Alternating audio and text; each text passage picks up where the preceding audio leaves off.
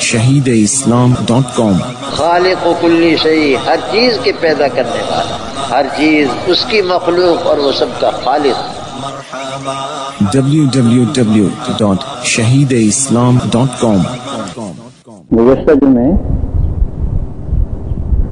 حضرت شاہ عبدالقادر جیلانی رحمۃ اللہ علیہ کے حالات اور ان کے ملفوظات کو ختم کرتے ہوئے میں نے عرض کیا تھا کہ شیخ کے سلسلے میں بعض لوگوں نے جو غلو کیا ہے اس کے بارے میں کچھ عرض کروں گا۔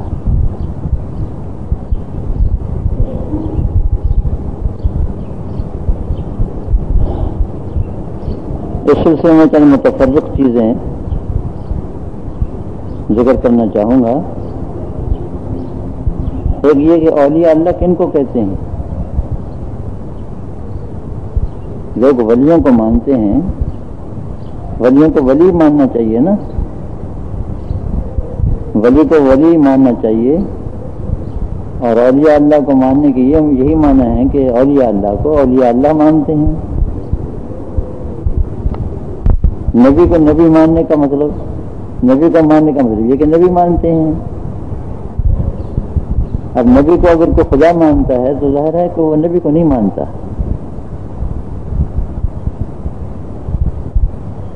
اور ولی کو اگر ولایت کے درجے سے کچھ اوپر کا مقام دے دیتا ہے تو وہ ولی کو ولی نہیں مانتا۔ تو اولیاء کے منکر وہ لوگ ہیں جو اولیاء اللہ کے معاملے میں غلو سے کام لیتے ہیں۔ دیکھیے انبیاء اکرام علیہ السلام میں حضرت عیسیٰ علیہ السلام ایک جلیل قدر اولو العزم پیغمبر ہے۔ 5 پیغمبروں کو اولو العزم پیغمبر کہا جاتا ہے۔ حضرت نوح علیہ السلام، حضرت ابراہیم علیہ السلام، حضرت موسیٰ علیہ السلام، حضرت عیسیٰ علیہ السلام، اور ہمارے آقا حضرت محمد رسول اللہ صلی اللہ علیہ وسلم۔ یہ 5 انبیاء کرام اولو العزم نبی کہلاتے ہیں، اور اس پر اہل سنت کا اتفاق ہے کہ یہ تمام انبیاء کرام سے افضل ہے۔ جو ان کے درمیان بھی درجات کا اختلاف ہے۔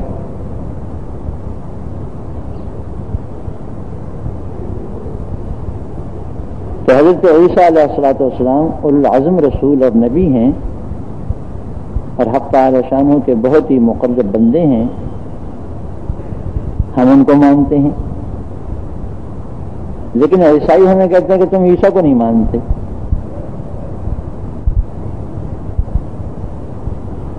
یسوع مسیح کو تم نہیں مانتے۔ سب جانتے ہیں کہ مسلمان تو تمام انبیاء کرام علیہ السلام کو مانتے ہیں، اور حضرت عیسیٰ علیہ السلام کو تو خصوصیت کے ساتھ مسلمان مانتے ہیں۔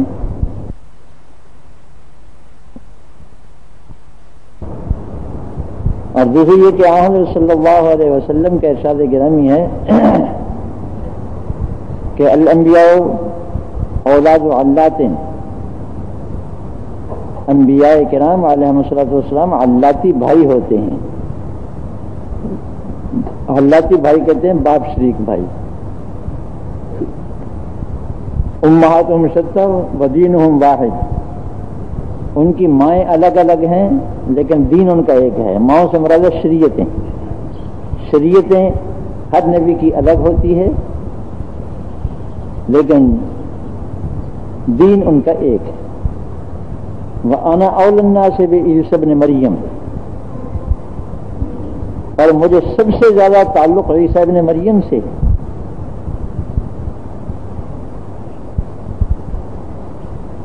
لِأَنَّهُ لَمْ يَكُنْ بَيْنِي وَبَيْنَهُ نَبِيٌّ، اس لیے کہ میرے درمیان اور ان کے درمیان کوئی نبی نہیں ہوا۔ وَإِنَّهُ نَازِلٌ فِيكُمْ فَاعْرِفُوهُ، اور یہ اس وجہ سے کہ وہ تم میں نازل ہونے والے ہیں، ان کو پہچان لینا ذرا۔ آگے حضرت صلی اللہ علیہ وسلم نے ان کا حلیہ اور ان کے کارنامے بیان فرمائے۔ تو حضرت صلی اللہ علیہ وسلم ارشاد فرماتے ہیں کہ مجھے سب سے زیادہ تعلق عیسیٰ ابن مریم سے ہے، دو وجہ سے۔ ایک تو یہ کہ میرے اور ان کے درمیان میں کوئی نبی نہیں ہوا، میرا زمانہ ان کے زمانے کے ساتھ ملا ہوا ہے، اور اس میں اشارہ ہے اس بات کی طرف کہ حضرت عیسیٰ علیہ السلام نے جو اعلان کیا تھا، منادی کی تھی، وَمُبَشِّرًا بِرَسُولٍ يَأْتِي مِن بَعْدِ اسْمُهُ احمد، اور میں خوشخبری دیتا ہوں ایک رسول کی جو میرے بعد آئیں گے جن کا نام احمد ہوگا صلی اللہ علیہ وسلم، میں اس کا مصداق ہوں۔ اس میں اشارہ فرمایا کہ میں ان کی منادی کا مصداق ہوں۔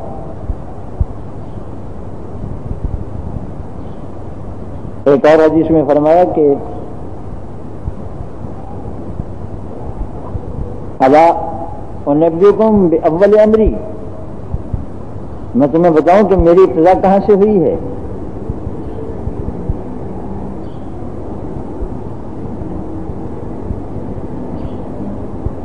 انا دعوت ابراہیم و بشارت عیسی ابن مریم و رؤیا التي رأتها،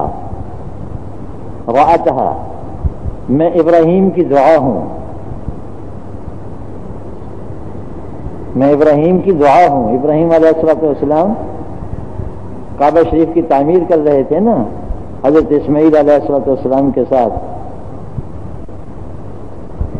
اور دعائیں کر رہے تھے۔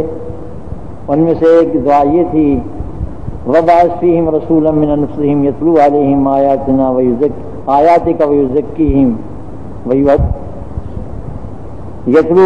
آيَاتِكَ وَيُعَلِّمُهُمُ الْكِتَابَ وَالْحِكْمَةَ وَيُزَكِّيهِمْ إِنَّكَ أَنْتَ الْعَزِيزُ الْحَكِيمُ۔ اس سے پہلے دعا یہ ہے کہ اے ہمارے پروردگار، ہماری نسل میں سے ایک امت مسلمہ بنا، اور پھر فرمایا کہ اے ہمارے پروردگار، اس امت مسلمہ میں ایک رسول مبعوث فرما جو ان کو کتاب و حکمت سکھائے، ان کے سامنے تیری آیتوں کی تلاوت کرے اور ان کا تزکیہ کرے، ان کو پاک کرے۔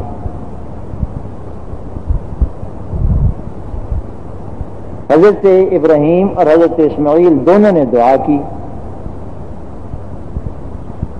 اور ان دونوں کی نسل میں کوئی نبی رسول اللہ صلی اللہ علیہ وسلم کے بغیر نہیں ہوا،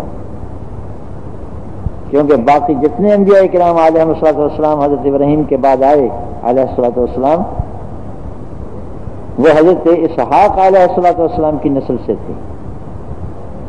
حضرت اسماعیل علیہ السلام کی شاخ سے صرف محمد رسول اللہ صلی اللہ علیہ وسلم۔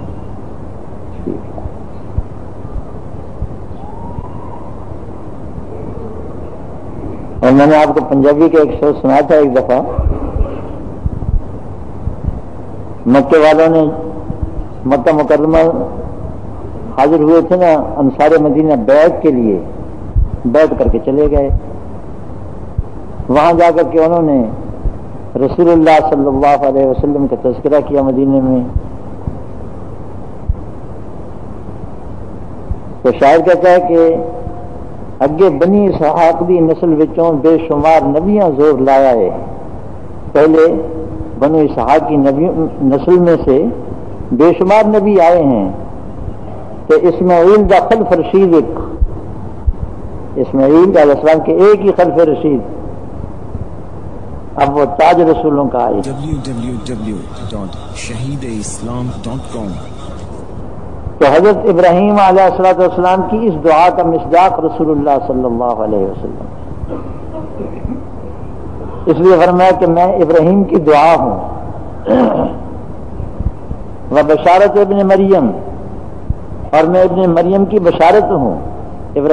ابن مریم نے میرے آنے کی بشارت دی تھی۔ وَرُؤْيَا أُمِّي الَّتِي رَأَتْهَا، اور میں اپنی ماں کا وہ خواب ہوں جو انہوں نے دیکھا تھا۔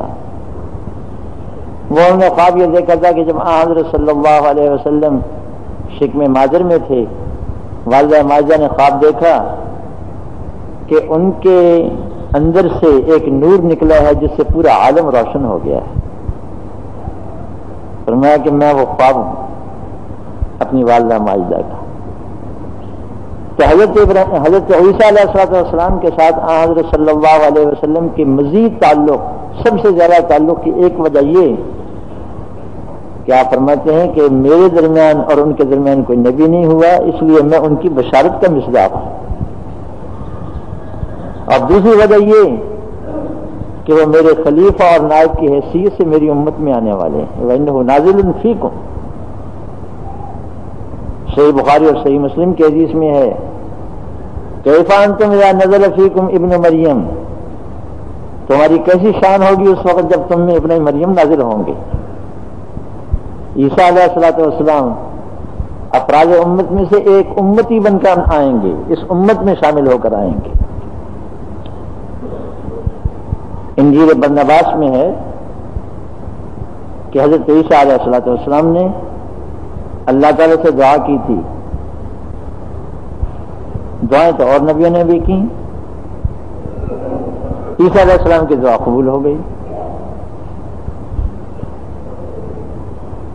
انجیل برنباس کے الفاظ ہیں کہ اے اللہ اپنے بندے عیسیٰ کو یہ توفیق عطا فرما کہ تیرے نبی صلی اللہ علیہ وسلم کے پاؤں کا جوتے کا تسمہ کھولنے والا بن جائے۔ خادم کو کہتے ہیں نا، پاؤں جوتے کے تسمہ کھولنے والا خادم ہوتا ہے، تیرے نبی صلی اللہ علیہ وسلم کا خادم بن جائے۔ چنانچہ اس امت محمدیہ کی خدمت کے لیے اللہ صاحب الصلوۃ والسلام اللہ تعالیٰ نے حضرت عیسیٰ علیہ الصلوۃ والسلام کو محفوظ رکھا، اور قرب قیامت میں ان کا نزول ہوگا، تشریف لائیں گے، آسمان سے اتریں گے۔ عین اس وقت آئیں گے جب کہ اقامت ہو چکی ہوگی اور امام مصلی پر جا چکا ہوگا، اس وقت حضرت عیسیٰ علیہ الصلوۃ والسلام پہنچیں گے۔ امام یعنی حضرت مہدی علیہ رضوان حضرت عیسیٰ علیہ الصلوۃ والسلام کو دیکھ کر پیچھے ہٹ جائیں گے اور ان کو کہیں گے یہ تقدم یا روح اللہ، اے روح اللہ تشریف لائیے، نماز پڑھائیے۔ فرمایا اللہ نہیں، انہا اقیمت لک، یہ اقامت تیرے لیے ہوئی ہے، اس لیے تم ہی نہیں امام بنو گے، تک انتم امراء بعضکم علی بعض تکرمت اللہ هذه الامہ، تم ایک دوسرے کے امام ہو، اور اللہ تعالیٰ نے یہ اس امت کا اکرام فرمایا ہے کہ ایک جلیل القدر نبی آسمان سے نازل ہو کر سب سے پہلے امتی کے پیچھے نماز پڑھتے ہیں، پھر امام بنتے ہیں بعد، پھر وہ ہم میں شامل ہو جائیں گے، ہمارے امام ہوں گے۔ وَإِمَامُكُم مِّنكُم، تمہارے امام ہوں گے تم میں سے ہو کر۔ تو یہ دو خصوصیتیں ہیں حضرت عیسیٰ علیہ السلام کی، جن کی بنا پر رسول اللہ صلی اللہ علیہ وسلم نے فرمایا کہ مجھے ان سب سے زیادہ تعلق ہے۔ تو میں عرض کر رہا تھا کہ ہم تو عیسیٰ علیہ السلام کو مانتے ہیں، اور اتنا مانتے ہیں کہ حضرت صلی اللہ علیہ وسلم فرماتے ہیں کہ مجھے اتنا تعلق کسی سے بھی نہیں جتنا ابن مریم سے ہے۔ لیکن عیسائی ہمیں کہتے ہیں تم عیسیٰ کو نہیں مانتے، تم یسوع مسیح کو نہیں مانتے۔ کیا نہیں مانتے بھائی؟ بیٹا نہیں مانتے ہو۔ عیسائیوں کی نظر میں ماننا یہ ہے کہ تم ان کو خدا کا بیٹا کہو، اور یہ مانو کہ نعوذ باللہ ثم نعوذ باللہ ساری مخلوق کے گناہوں کی گٹھلی سر پر لے کر کے وہ صلیب پر چڑھ گیا۔ یہ صلیب کا اور نجات کا عقیدہ ہے عیسائیوں کا۔ یہ مانو تو تم عیسیٰ علیہ السلام کو ماننے والے بنو گے۔ اور اگر ہم یہ کہیں کہ وہ جلیل القدر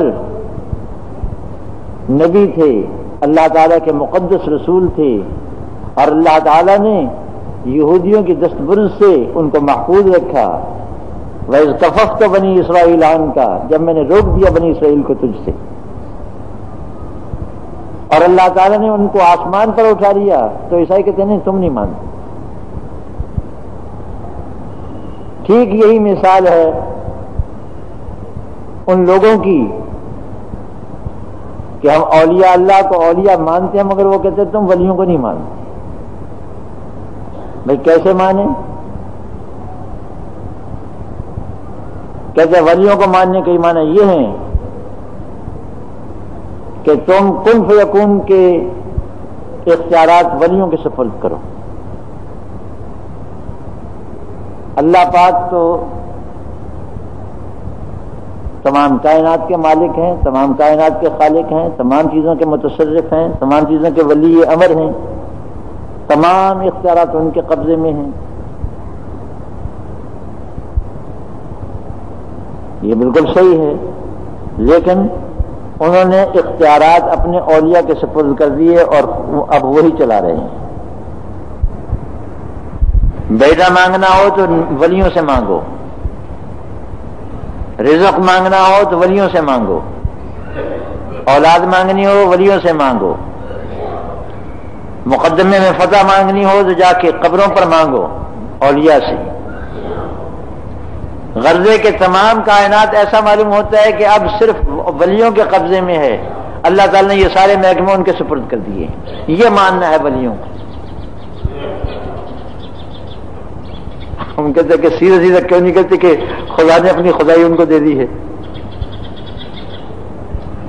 نہیں بھائی، یہ بات ولیوں کو ماننے کے معنی یہ ہے کہ ان کو اللہ کا مقرب اور اللہ کا محبوب بندہ سمجھو.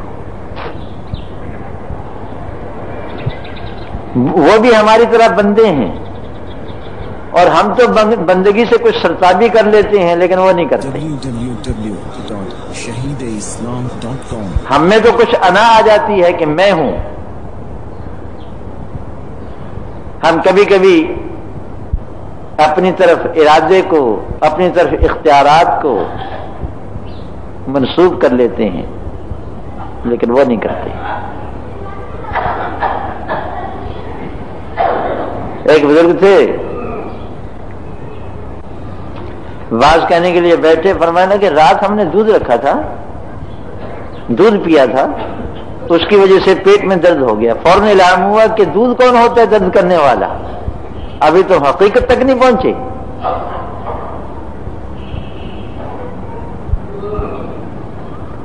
ہم کہتے ہیں دودھ سے یہ خرابی ہو گئی، فلاں چیز سے یہ خرابی ہو گئی، فلاں نے مجھے ایسا کیا. شیخ سعدی رحمۃ اللہ علیہ فرماتے ہیں کہ درین ہم شرک پوشیدہ است کہ زید بیاض و عمر بخست. اس میں بھی ایک طرح کا شرک پوشیدہ ہے کہ تم یوں کہو کہ زید نے مجھے تکلیف پہنچائی اور عمر نے مجھے زخمی کیا. زید اور عمر کون ہوتے ہیں؟ ارادہ الہی کی کٹ پتلیاں ہیں. جو چاہے وہ کرتا ہے اور جو نہ چاہے وہ نہیں ہوتا. تمام کارخانہ اللہ کی مشیت کے اشاروں پر ناچ رہا ہے. کوئی پرندہ حرکت نہیں کر سکتا، پر نہیں پھٹک سکتا اللہ کی اذن اور اللہ کی مشیت کے بغیر. آپ ایک قدم نہیں اٹھا سکتے اللہ کی مشیت کے بغیر، اللہ کے ارادے کے بغیر. یہ بات ہمارے عقیدے میں داخل ہے، کوئی مسلمان اس کا منکر نہیں، لیکن ہمارے صرف زبان پر ہے، اولیاء اللہ کے دل میں اتر جاتی ہے. اسی لیے کسی بزرگ نے کہا تھا کہ دھوکہ نہ کھا لینا، دھوکہ نہ کھانا. توحید واحد گفتن کا نام نہیں، واحد دانستن کا نام ہے. اللہ ایک ہے، زبان سے کہہ دینا یہ توحید نہیں ہے، بلکہ دل سے جان لینا کہ اللہ ایک ہے، اس کا نام توحید.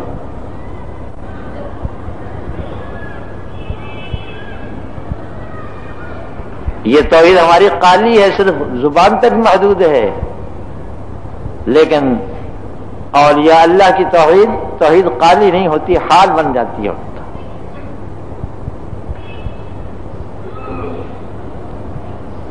حضرت شیخ نور اللہ مرقدہ شاہ عبد القادر جیلانی، جن کی میں کے بارے میں گفتگو کر رہا ہوں، ان کے مواعظ کا مجموعہ ہے فتوحات ربانیہ، فتوح غیب، فتوح الغیب ان کے مواعظ کا مجموعہ، اس کا ترجمہ بھی ہو چکا ہے. اللہ تعالیٰ کسی کو توفیق عطا فرمائے تو پڑھو. ایک واعظ میں فرماتے ہیں ان الخلق عجز وعدم محض، تمام کی تمام مخلوق عاجز اور بے بس ہے اور معدوم محض ہے. معدوم کے معنی جس کا وجود ہی نہیں ہوتا. نہ ان کے ہاتھ میں نفع ہے، نہ نقصان ہے، نہ ذلت ہے، نہ عزت ہے، نہ رزق ہے. آگے لمبی تفصیل بیان فرمائی. اب جو بزرگ یہ بات کہہ رہے ہیں کہ مخلوق کے کرنے سے کچھ نہیں ہوتا بلکہ خالق کے کرنے سے ہوتا ہے، اسی بزرگ کے بارے میں کہا کرتے لوگ کہتے ہیں کہ وہی کرتے تھے سب کچھ. اور وظیفہ پڑھتے ہیں یا عبد القادر جیلانی شیء للہ، یا عبد القادر جیلانی شیء للہ، اے عبد القادر جیلانی اللہ کے لیے کچھ دیجیے. باقاعدہ وظیفہ پڑھتے ہیں اس کا، جس طرح مسلمان لا الہ الا اللہ کا یا اللہ اللہ کا وظیفہ پڑھتے ہیں، اللہ کے نام کا وظیفہ پڑھتے ہیں. یہ بیچارے اللہ تعالی ہدایت عطا فرمائے شاہ عبد القادر جیلانی کے نام کا وظیفہ پڑھتے ہیں.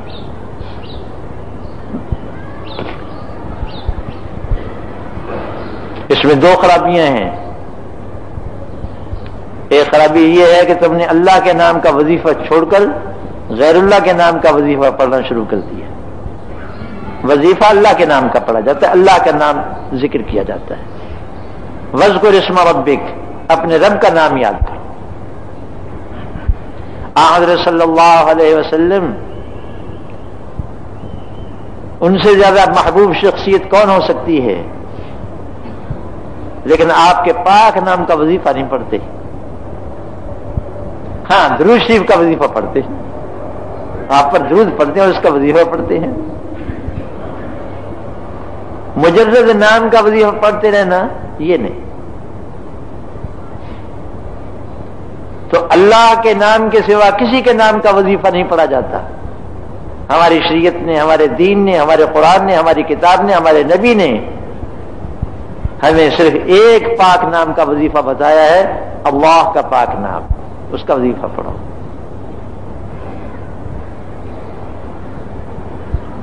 اور دوسری خرابی اس میں یہ ہے، اس کو میں ایک مثال سے سمجھاؤں گا،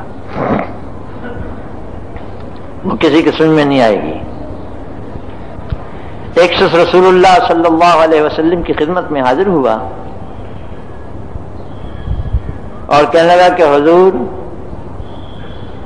ہم آپ کو اللہ کی بارگاہ میں سفارشی پیش کرتے ہیں اور اللہ کو آپ کی بارگاہ میں سفارش کے طور پر پیش کرتے ہیں. حضرت صلی اللہ علیہ وسلم کا سن کر کے چہرہ سرخ ہو گیا. بار بار فرماتے ہیں بندہ خدا اللہ کو بطور سفارش کے کسی کے سامنے پیش کیا جاتا ہے. www.shahideislam.com. صحابہ کرام رضوان اللہ علیہ مجمعین فرماتے ہیں کہ اتنی رسول اللہ صلی اللہ علیہ وسلم کو اذیت ہوئی اس فقرے سے کہ ہم بہت پریشان ہو گئے. بار بار فرماتے ہیں کہ بندہ خدا تو نے اللہ کو سمجھا نہیں ہے. اللہ تعالیٰ کو مخلوق کے سامنے بطور سفارشی کے پیش کیا جاتا ہے. جب آپ کہتے ہیں یا عبد القادر جیلانی شیئا للہ، اللہ کے واسطے، تو اس کا مطلب یہ ہے کہ ہم آپ کے سامنے اللہ کا واسطہ دیتے ہیں، اللہ کو سفارش کے طور پر پیش کرتے ہیں کہ کچھ دیجیے ہمیں. مانگ رہے ہیں شاہ عبد القادر سے اور سفارش کے طور پر پیش کر رہے ہیں اللہ تعالیٰ کو.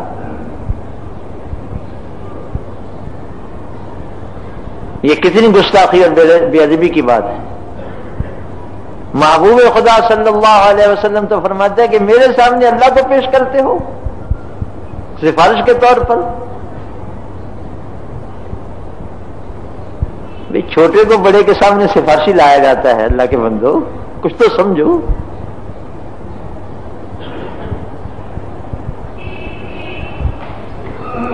بڑے کو اور سب سے بڑے کو، سب کائنات کے مالک کو مخلوق کے سامنے سفارشی بناتے ہو. تمہارے دل میں ادب نہیں ہے خدا کا. تو میں عرض کر رہا تھا کہ شیخ تو یہ فرماتے ہیں کہ تمام کائنات عاجز محض اور معدوم محض ہے، نہ کوئی کسی کو عزت دے سکتا ہے، نہ ذلت دے سکتا ہے، نہ رزق دے سکتا ہے، نہ تکلیف کو دور کر سکتا ہے. لیکن ہمارے دوست کہتے ہیں کہ تم ولیوں کو ماننا یہ ہے کہ سب کچھ انہی سے مانگو. نظر اور نیاز ان کے نام کی دو.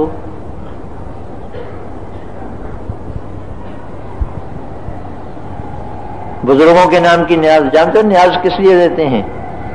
نیاز اللہ کے نام کی ہوتی ہے.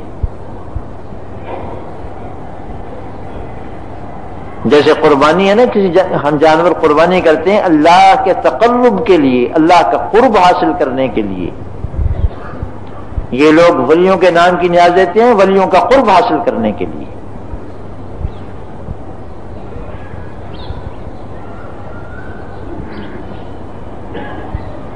اور عقیدے بگڑے ہوئے ہیں. یوں کہتے ہیں کہ اگر 11ویں نہیں دیں گے تو ہماری بھینسوں کا دودھ خشک ہو جائے گا. یعنی کہ کہنے کی بات نہیں ہے، عقیدہ ہے لوگوں کا.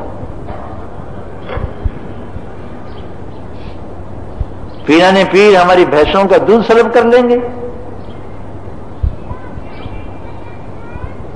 تم نماز نہ پڑھو، تمہاری بھینسوں کو کچھ نہیں ہوتا. تم دین کی ایک بات پر عمل نہ کرو، تمہاری بھینسوں کو کچھ نہیں ہوتا. تم ساری دنیا کے گناہ کرتے رہو، اس سے کوئی بگاڑ نہیں ہوتا. لیکن ایک دن اگر تم 11ویں نہ دو تو بھینسوں کا دودھ خشک ہو جاتا ہے. تم ہی انصاف کرو کہ نماز، روزہ اور دین کے تمام فرائض سے بڑھ کر تم نے اس کو فرض سمجھا یا نہیں سمجھا؟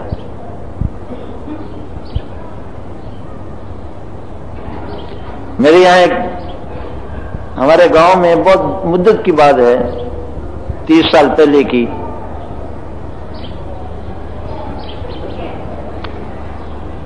ایک بڑے ہوتے تھے مستری صاحب، وہ ذرا ان چیزوں کے قائل تھے. مست آدمی تھا بیچارہ. ایک دن ایسے ہی مسجد میں بیٹھے ہوئے میں نے پوچھ لیا کہ مستری جی وہابی کس کو کہتے ہیں؟ کہتا جو 11ویں نہ دے. بڑا بے تکلف آدمی تھا، سادہ آدمی بیچارہ.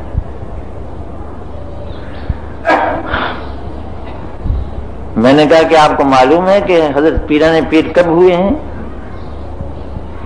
جن کی 11ویں دی جاتی؟ کہنے لگے مجھے تو معلوم نہیں.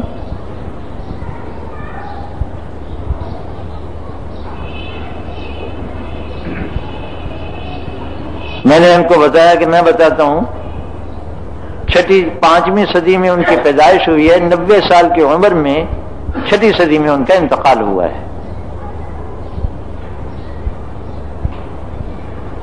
کہ اچھا. میں نے کہا دیکھو نا، پیرانے پیر پیدا ہوئے ہوں گے، پھر وہ بڑے ہوئے ہوں گے، انہوں نے علم پڑھا ہوگا، پھر کسی شیخ کی خدمت میں رہ کر کے اللہ اللہ سیکھی ہوگی، اللہ کا نام سیکھا ہوگا. اس کے بعد وہ بزرگ بن گئے، پھر ان کا انتقال ہوا تو لوگوں نے ان کی 11ویں دینی شروع کر دی. کہنے لگا ہاں یہی ہے. میں نے کہا کہ اس کا مطلب یہ ہے کہ حضرت پیرانے پیر خود تو 11ویں اپنی نہیں دیتے تھے نا؟ کہنے لگے نہیں. میں نے کہا جو 11ویں نہ دے وہ وہابی، لہذا پیرانے پیر وہابی. اور حضرت پیرانے پیر رحمہ اللہ کے جو پیر و مرشد ہوں گے، ظاہر بات ہے کہ وہ اپنے مرید کے نام کی 11ویں تو نہیں دیتے ہوں گے، کہ دیتے تھے؟ اسی طرح اوپر تک چل جاؤ رسول اللہ صلی اللہ علیہ وسلم تک، تو یہ سارے کے سارے وہابی، کیونکہ جو 11ویں نہ دے وہ وہابی ہوتا ہے. خدا کے بندو، اللہ نے تمہیں عقل عطا فرمائی ہے، کچھ تو سوچ لو کہ 6 صدی کے بعد جو چیز وجود میں آتی ہے وہ تمہارے دین کا کیسے حصہ بن گئی، وہ تمہارے دین میں کیسے داخل ہو گئی؟ اگر تم کہو کہ ہم ایصال ثواب کے لیے دیتے ہیں، حضرت پیران پیر کے نام کی 11ویں جو دیتے ہیں ان کے ایصال ثواب کے لیے دیتے ہیں، بہت اچھا۔ میں پوچھتا ہوں کہ اگر 10ویں کو دے دیا جائے تو ثواب نہیں پہنچے گا، اور اگر 12ویں کو دے دیا جائے ایصال ثواب کے لیے صدقہ کر دیا جو نہیں پہنچے گا؟ یہ 11ویں تاریخ کی پابندی کاہے کے لیے ہے؟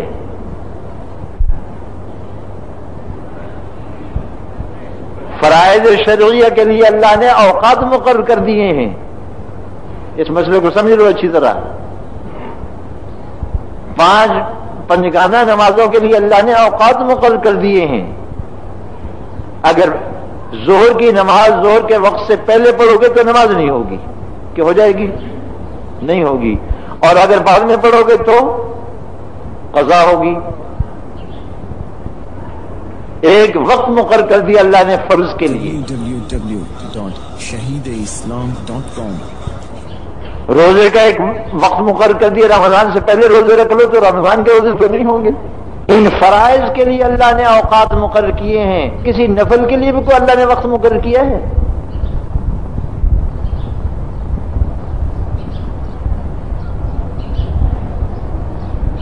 اللہ تعالیٰ نے تمام عبادتیں مقرر کی ہیں، ان میں سے جو فرائض تھے ان کے لیے خاص شرطیں مقرر فرمائی ہیں، لیکن نفلوں کے لیے کوئی وقت نہیں مقرر فرمایا۔ اور تم نے 11ویں کے لیے وقت مقرر کر لیا، اور ختم شریف کے لیے 3 مقرر کر لیا، 10واں مقرر کر لیا۔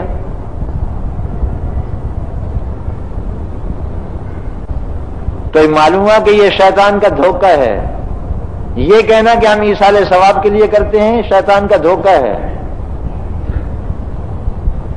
شیطان کوئی نہ کوئی تعویل سجا دیتا ہے۔ اور پھر دوسرا سوال یہ ہوگا کہ حضرت پیران پیر کے نام کی کیوں دیتے ہو؟ رسول اللہ صلی اللہ علیہ وسلم کے نام بھی کبھی دی؟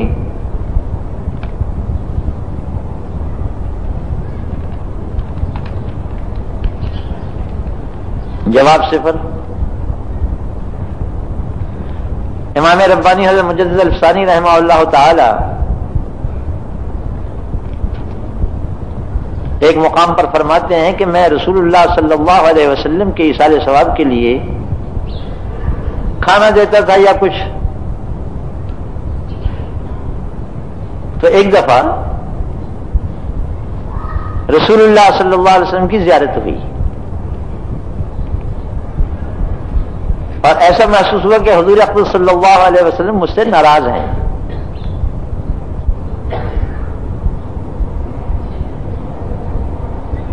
میں نے بہت ہی عاجزی کے ساتھ عرض کیا کہ حضور مجھے اگر ناراضگی کی وجہ معلوم ہو جائے تو میں کم از کم اپنی اصلاح کر لوں۔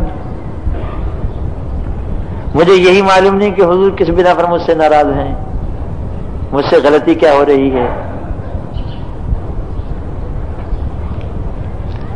حضرت صلی اللہ علیہ وسلم نے شفیقانہ محبت اور ناراضگی کے لہجے میں فرمایا، ناراضگی بھی 2 قسم کی ہوتی ہے، ایک دوستوں سے ناراضگی ہوتی ہے اور ایک دشمنوں سے ناراضگی ہوتی ہے، دونوں ناراضگیوں میں فرق ہے۔ فرمایا کہ تم ہمارے لیے ایصال ثواب کرتے ہو، تمہیں معلوم نہیں تھا کہ ہمارا کھانا عائشہ کے گھر ہوتا تھا؟ تمہیں معلوم نہیں ہے کہ ہمارا کھانا عائشہ کے گھر ہوتا تھا؟ مقصد یہ تھا کہ تم عائشہ کو ایصال ثواب میں شریک نہیں کرتے ہو، میرے ساتھ عائشہ کو ایصال ثواب میں شریک نہیں کرتے ہو، رضی اللہ تعالی عنہ۔ ایک دفعہ ایک درزی نے حضرت صلی اللہ علیہ وسلم کی دعوت کہی، حدیث میں قصہ آتا ہے،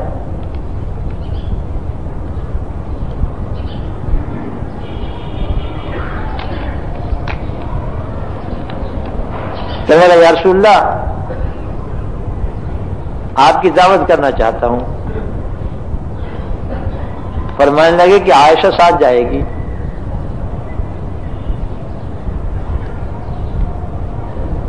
صحابہ پر بہت بے تکلف تھے حضرت صلی اللہ علیہ وسلم. گستاخ نہیں تھے، بے ادب نہیں تھے، لیکن بے تکلف تھے. فرمایا حضور آپ کی اکیلے کی دعوت ہے، عائشہ ساتھ نہیں جائیں گی. فرمایا پھر ہم نہیں جائیں گے.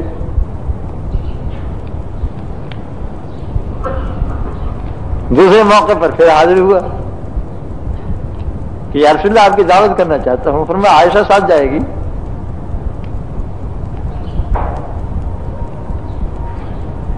کہا کہ نہیں عائشہ نہیں جائے گی. پھر ہم بھی نہیں جائیں گے. حضرت انس رضی اللہ تعالیٰ عنہ اس حدیث کے راوی ہیں جو حضور صلی اللہ علیہ وسلم کے خادم ہیں.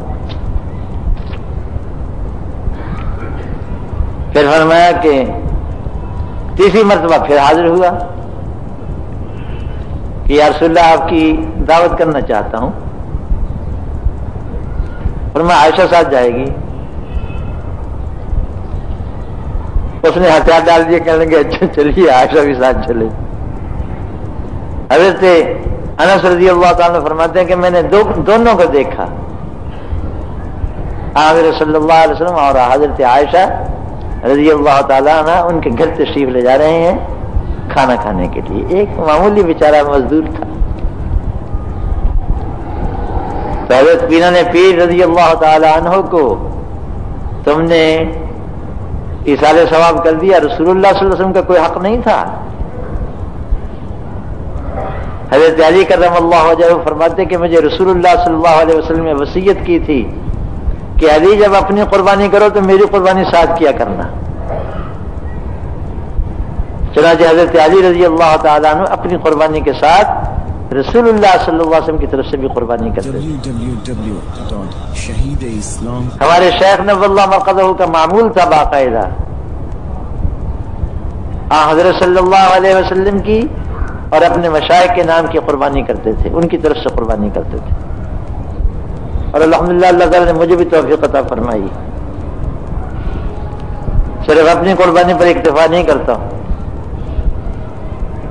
رسول اللہ صلی اللہ علیہ وسلم کی طرف سے تو لازماً کرتا ہوں. باقی اللہ توفیق عطا فرما دے، جتنی 5 7 10 جتنی اللہ تعالیٰ توفیق عطا فرما دے.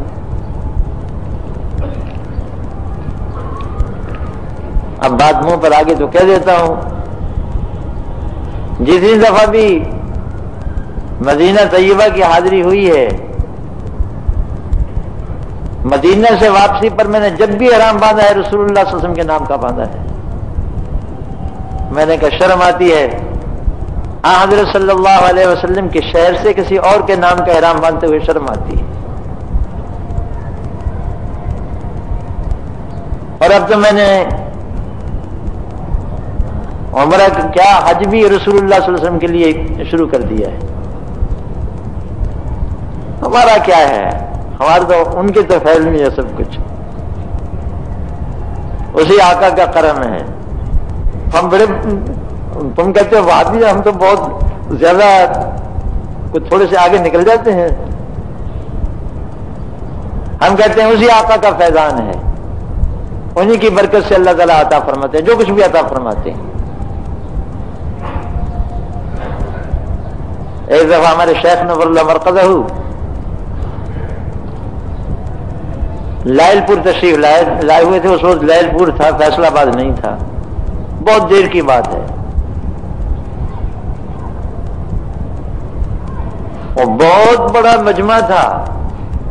شیخ نور اللہ مرقدہ کو عصر کے بعد لایا گیا زیارت کے لیے. اب لوگ مسافے کے لیے ٹوٹ پڑے.